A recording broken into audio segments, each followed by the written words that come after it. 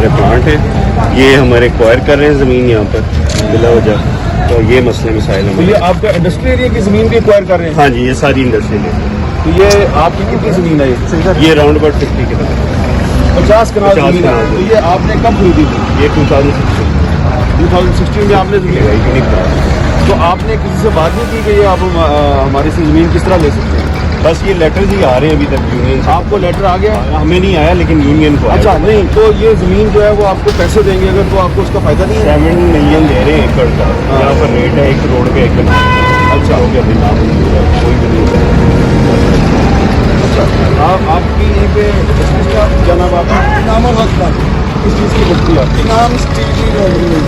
अच्छा, तो आप कितनी जगह ले रहे हैं? जी, हमारी इधर अपना 30 कनाल जगह है, 2008 में हमने परचेज़ की थी और अपना 3 साल में हमने इसको सेटअप को इंस्टॉल किया। अब हम जब